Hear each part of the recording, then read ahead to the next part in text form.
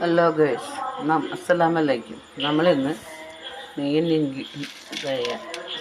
കാന്താരി മുളക് കൊണ്ട് നമ്മളൊരു ചമ്മന്തിപ്പൊടി ഉണ്ടാക്കുകയാണ്. ചമ്മന്തിപ്പൊടി ചോറിനും കഴിക്കാം, നമുക്ക് ഇഡ്ഡലി ദോശയ്ക്കും കഴിക്കാം. അതാണ് നമ്മളെ മെയിൻ ഐറ്റം. ഈ കാന്താരി മുളകാണ്. ഇതൊരു 4 ദിവസം വെയിലത്ത് വെച്ച് ഉണക്കി പരുവത്തിലാക്കി എടുത്തിട്ടുണ്ട്.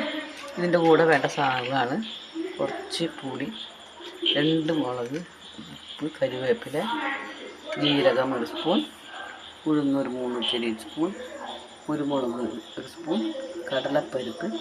ഇതിനോടൊപ്പം തന്നെ നമുക്ക് പെരുങ്കായം വേണം, കായപ്പൊടി കൂടി വേണത്തിൽ. നമുക്ക് ഇത് തയ്യാറാക്കാം.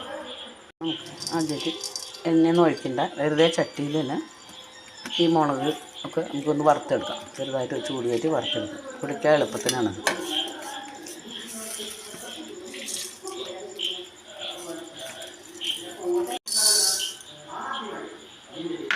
ഇതൊന്ന് ചൂടാക്കണം. പകുതി വറവാകുമ്പോൾ നമുക്ക് ഈ ഉഴുന്നും കൂടെ കൂട്ടിയിടാം. ജീരകം കൂടി അത് ചേർത്തിടാം. ജീരകം, ബാക്കി കുരുമുളകും അങ്ങനെ അത് വറക്കാം. പുളിയും ഇതിനോട് ചേർത്ത് നമുക്ക് വറക്കാം. അടുപ്പ് ഓഫാക്കിയ ഒരു നമ്മുടെ ചൂരമുളക് ചമ്മന്തിപ്പൊടി കടിയിട്ട് നല്ല എരിവുണ്ട്. എരിവും പുളിയും പാകണം. ചോറിന് വേറെ ഒന്നും വേണ്ട.